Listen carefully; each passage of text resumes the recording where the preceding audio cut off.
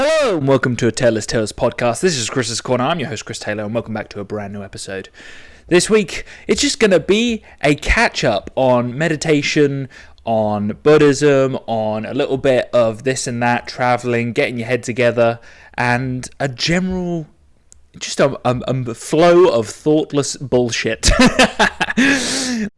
This is not okay. This needs to stop now. This is cancer. This is so much cancer that I can feel the tumors growing on my back. Just my mind, how it works, is clearly, actually, to some extent, is operating on that brain rot mindset recently, where I realised very much that I wasn't able to coherently get things together because I was realising like how much, you know, when you get into a repetitive, real doom scrolling, you do actually almost rot your brain away. So I've very much been trying to stay in the present, doing activities that very much hone my focus, which is kind of a difficult thing to do nowadays with so much external focus on everything you're doing. I've had a few conversations with people, and it's not just me. It seems to be a big thing, is like, how do you get rid of that brain rot routine? Well, the first thing you have to do is actually figure out why you're doing it in the first place. Where you're trying to fill time, you're trying to find some sort of entertainment and fill space where you can't be bothered to focus on something. And I think that is very much a difficulty for most people nowadays, is finding entertainment that isn't a screen. You know, I saw a fantastic skit on Instagram recently where it said, we wake up, look at a screen, then we go spend 8 hours at a job looking at a bigger screen, and then we come home and we relax and we look at an even bigger screen. Oh, the irony! It's too much! And it really is this consistent message of we are non-stop exposing our eyes to just nothing but technology. And this is coming from the guy who is obviously recording on technology at the moment. Thankfully, if you're listening to this rather than having to watch a screen, which is part of the reason why I'm going mainly audio now, because I've also realized that when I listen to podcasts, I'm not looking at the screen. I'm normally doing something else. And why would I try and get other people to try and do something that I wouldn't do myself? Makes a lot of sense, doesn't it? I get it. Rogan and others will record their pod, but they're very good at this, and I am not. So it doesn't matter. The point being is that if you hone in on something, you hone in on a specific area, and you go from there. But back to the whole brain rot thing.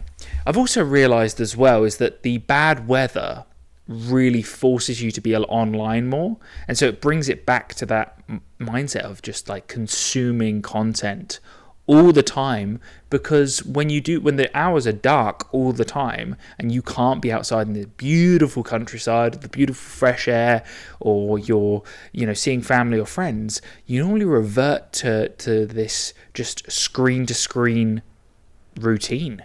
Fuck, I hate when he rhymes. And that's just unhealthy. You know, I was listening to one of my friends recently speak about his routine and how many books he's getting through. It's just so impressive. He's gone from somebody who didn't read at all, and then 2 or 3 years later, he's reading 30 books in the space of like 3 months. And he utilizes his time whenever he's commuting to and from work in London to be able to consume those books. And while I am also a reader myself, I'm someone who has to truly focus in, truly has to really focus on the book to be able to get me to read it. And that's because over time I would like to blame this on the attention span problems coming from technology, but it's not. I've always been like that ever since I was a kid. For me to read a book, it has to really grab me. It has to really get my attention, you know? It has to be really there on top form. That's probably why English literature, for me, when we were studying these boring books, it was just so tough. It was just, you didn't care about the characters. It's probably why I love Sharp and Bernard Cornwell books, because the characters are relatable and they are actually someone who I care about and I want to see what the story is. And it will take you to a place where you're really caring about where the arc of the character goes, rather than, oh right, it's just a standard romantic story or a comedy where there's no real, there's no sort of, I want to say bet, it's not, it's stakes, that's it. There's no stakes to the story. And so if there's no stakes to the story, what's the point of doing it in the first place? That's what life's about. You have to have some sort of risk. I did something on Friday where I went into work and I did this presentation, and the reason why I knew it was going to be a good presentation was because I felt a little bit nervous. I feel a little bit edgy, and I love that. I love that little bit of, you have fire underneath you. You got to have that from time to time because you're alive. It's that beautiful video online of I'm alive, yeah. This mindset. What am I doing with my life? I'm alive! Free yourselves! It's beautiful! Of we're here, we're present, we are loving what's going on.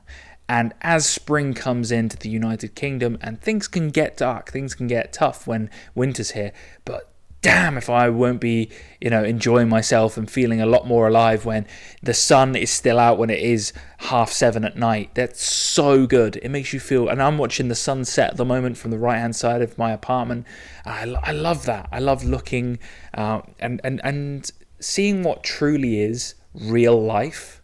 So if you want to take a break from the screen and understand what everything around you is, what's it truly about, because you can get to that existentialism, you can think about all of these things, the expectations that are placed on you by society. If you want to really figure out what makes you happy and brings you joy, just watch a sunset.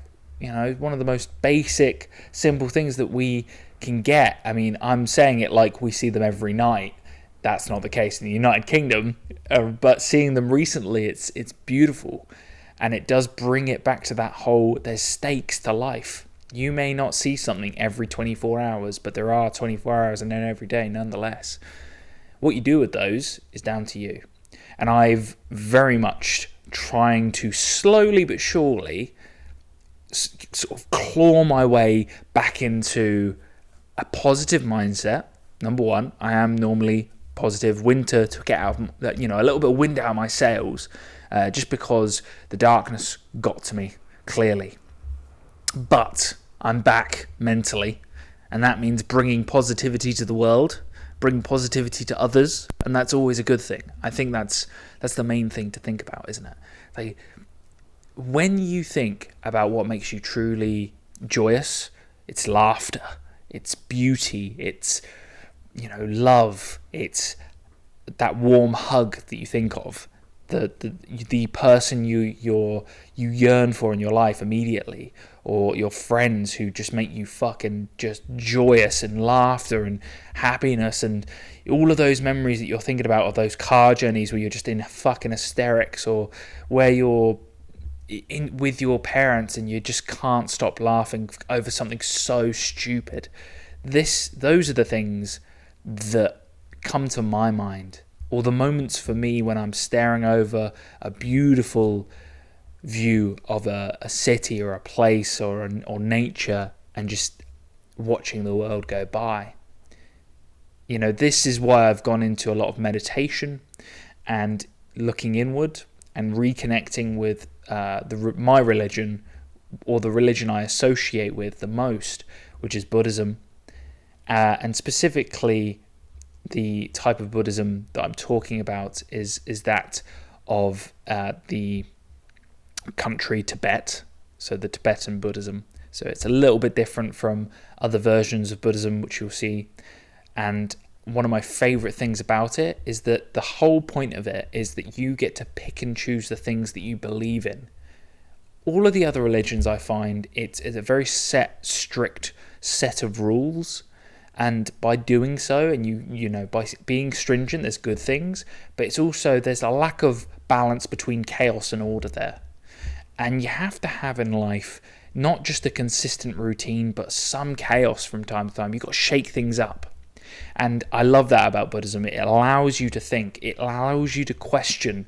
It is not just, reincarnation.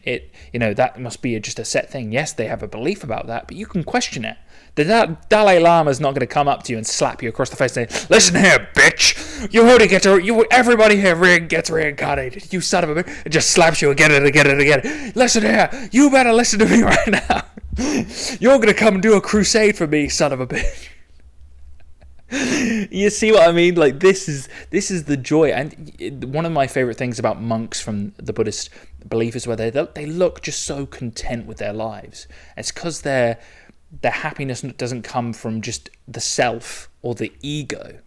It comes from the love for other people, the love for life, the love for a being being an animal, a creature, anything.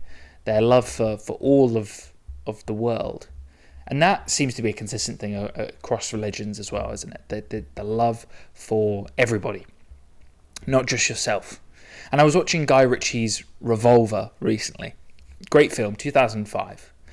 And it reminded me, and I'm going to have to rewatch it again, because the film itself has so many layers to it. But the film itself is based around ego, self. And what is the self and what is the ego? The ego is needing external validation. It needs to be caressed. It almost is so there. It wants you to allow the world to say, "Oh, look at me. Look how special I am. Look how amazing I am. Look how beautiful it is." And it's so smart that you associate ego with yourself. So when I say I'm Chris Taylor, the ego is almost associated so closely to who I am that it becomes the self. And I think that is one of the toughest messages to try and convey through a film, but somehow Guy Ritchie did it. And that film wasn't amazingly reviewed or given a lot of money or got a lot of money or recognition at the time, but damn, I'm going to consider it a classic from now on, and I'm going to continue to rewatch it to remind myself that everything I do from time to time, if I'm reacting to something that is external, that's coming my way, negative or positive, I need to remind myself that I'm just a man, like Marcus Aurelius says, and also remind myself that I need to disassociate from the validation of the external. And I need to disassociate my emotions from who I am. And I don't mean not being, an emotionless stone person. Of course not. But I do see the difference in who I am now to who I was when I was younger. I used to be so quick reaction to everything.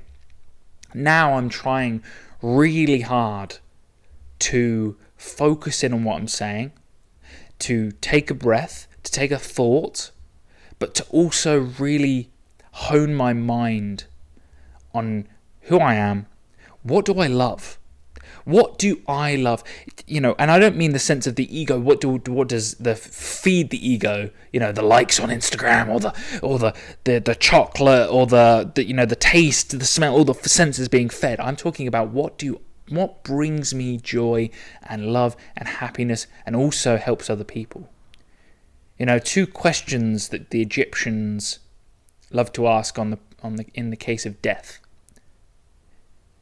Did you bring joy to yourself? Yes. Did you bring joy to others? And I always say, I hope so. I hope I put a smile on somebody's face out there. And that is so core to what we talk about in today's society. You hear the phrase self-development. Now, what's the difference between ego development and self-development? Well, does the building the ego benefit anyone else other than you? No. But if you do development for yourself as well, is any of it going to benefit the world? By becoming a stronger person, yes, you can help society. By becoming mentally stronger, yes. By becoming intellectually smarter, yes. By honing in some sort of skill, Yes. Something that I didn't realize about myself, that these podcasts are clearly going to help, and I've realized what the benefit of these podcasts is, not just in myself or in my life. It's in my career, my ability to express myself and to be able to clearly put across my thought process and to hone in on correcting how I think and not speaking too fast. That's another thing that I'm trying to really make sense so that people can understand what I'm saying, but also understand as well. There's people out there who aren't speaking English as their first language, And when I speak to somebody who is foreign and isn't speaking English as their first language, I need to slow down. I need to take it back a step. I need to express it in the terms that anybody could get across. But at the same time, not manipulating, mollycoddling. The words that come to my mind are disrespectful. I don't want to be disrespectful at all to anybody. But there's a step, isn't there? There's a bridge that you almost have to build to get from one side to the other, between communication, between different cultures and those who are trying to understand the English that you're getting across. It's interesting stuff, isn't it? Because you never think about it on your day-to-day life unless you're working with clients from different nations, like I am, or you are somebody who has to, you're a translator, or you travel a lot, or you're going to different countries or different backgrounds. This is something that many people really don't think about on a day-to-day basis if they are only operating within their own circle, And this brings it back to me talking about people operating in their own bubble. I'm trying to expand my bubble. I'm trying to look beyond the day-to-day basis while at the same time staying present. How do you stay in that middle ground? How do you stay in I'm going to enjoy this moment, but at the same time, I can't wait for the future? There's this lovely medium where you've got to be able to be really content with what you're doing now, but you want to improve for the future as well. I'm saying it like this because I don't know the answers. I think it's kind of intriguing to think about what is that middle ground. Well, you can be a thoughtful person. You can do the things that you love now, right? And then you can also plan and progress for the future. Now, making drastic moves will result in drastic results, but they may not be positive. So you must have to think, well, I might gradually build forward. And by gradually building forward, you become better. And it also brings it back to my favorite two of my favorite things is running and weightlifting. Well, in order to get where I am today, I didn't just go, right, time to run a marathon. I went, right, can I run 4 miles at a certain period of a certain pace? I remember back in 2017, I was still running like 9-minute miles. There's still that. And when you run that at that period of time, when you're, what was I at the time? 2 years in. I was 2 years into running at that period of time, 2017. And 9-minute miles felt like I was really pushing myself. And now I'm running sub 7. I'm hitting 7s, 7:30s. It's a gradual step forward. You don't just go, I'm going to bench 110 kg. You don't just do that. You have to gradually push yourself further and further. Now, does that mean that I'm gatekeeping from you? No, it does not. It does bring me this mindset of, am I going to give information that I can say I'm qualified for? No, but it is going to give you an understanding of experience. The more you gradually build towards something, the more you've almost trained your mind and your body to be prepared for it.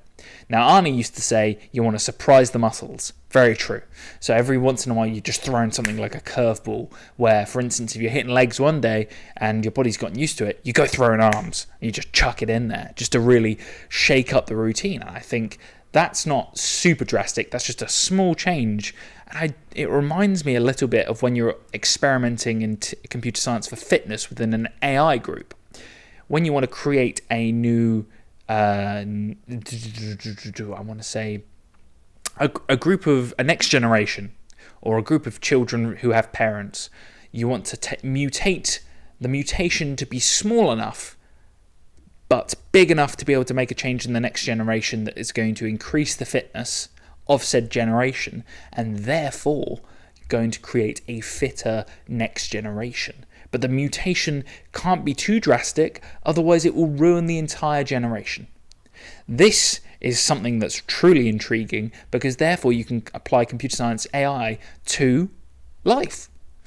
And I know you're thinking to yourself, Chris, you're a massive fucking nerd. Yes, I'm very aware of this. I am half nerd, half jock, as my friend says. So I am jacked, but I am also nerdy as fuck. So it is the balance of life. And this is the middle ground, I believe. Small changes to be able to create great results, but done over long periods of time. And this is what I was looking for during the winter. I was thinking to myself, what can I do to get out of this situation? But I didn't think maybe I should be thinking about the long term.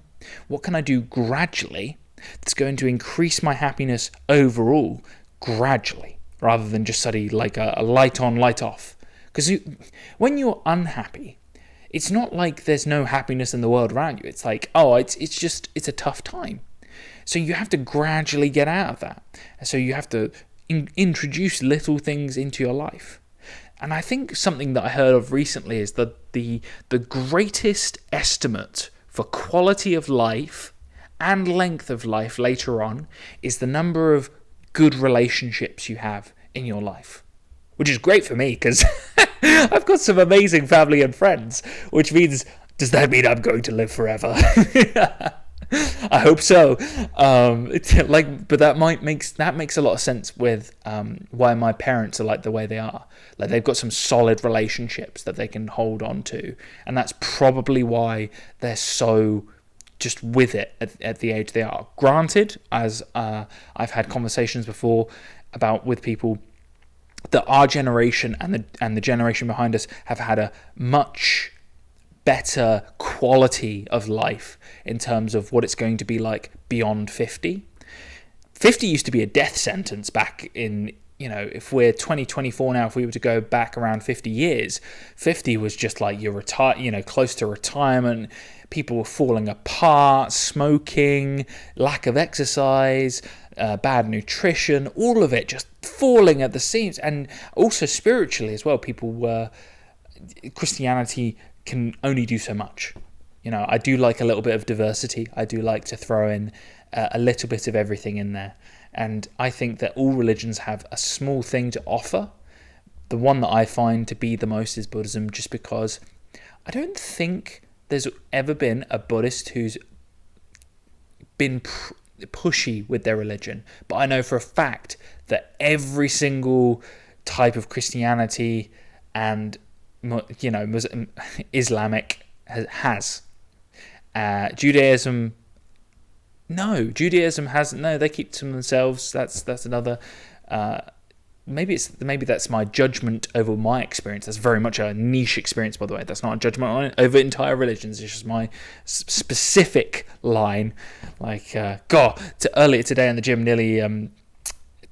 I was brought into a trap. My friend was like, "What? Where do you think this person's from?" And I was like, "Oh no, where are the cameras? Where are the cameras? What are you trying to do?" Ladies and gentlemen, we got him.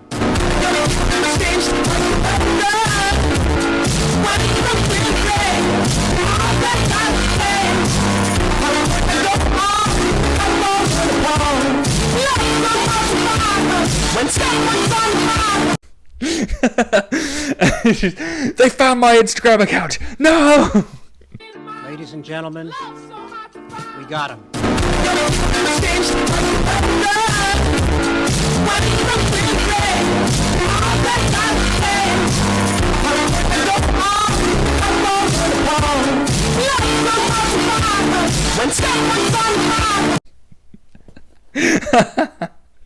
This is what's going through my head all the time, and it's how I operate. I don't know how I operate with this much energy and it's always been like this since I was a kid, where I've got 1,000 different thoughts going on, 50 different places, just zooming all over the place, or fantasies going off into the world, thinking about how I can do this, how I can do that. It's probably why running for me is so easy. People keep saying, oh yeah, I get really bored when I'm running for 3 hours. I'm sat there like, dude, my brain's whizzing. I'm thinking about all sorts of things. I'm like saying to myself, who's going to carry the boat and the logs? I'm thinking to myself, I'm Goku. I'm about to kill everybody. I don't understand. How is your brain not just like filled to the brim with thoughts and mindset? And you can totally understand now why I need to meditate. Because I think it was Alan Walker. I've got to look this up now. Alan Walker, no, Alan. This. I was listening to him on Spotify, so it'll probably be easiest to look him up there, and be able to get his album that is really good. And his quote is, "If all you do is think and you have nothing but thoughts, then what have you got?" And it just really made sense to me. And he's a big advocate for meditation as well, because meditation's there to close the mind, not close the mind, to clear the mind.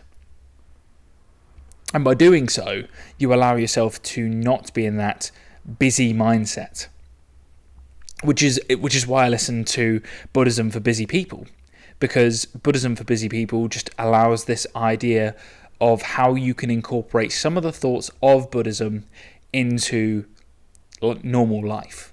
And I think it's perfectly put by David Michi to incorporate into today's busy world, where we do have Reels and TikToks and all of these different things, just snap, snap, snap, snap, energy, go, go, go, go, go, all the time. So Alan Watts is his name. I was close, I was there. And also I'm listening to Marcus Aurelius's meditations as well, which is a different sort of meditation to itself. And also the 48 Laws of Power as well. Just another...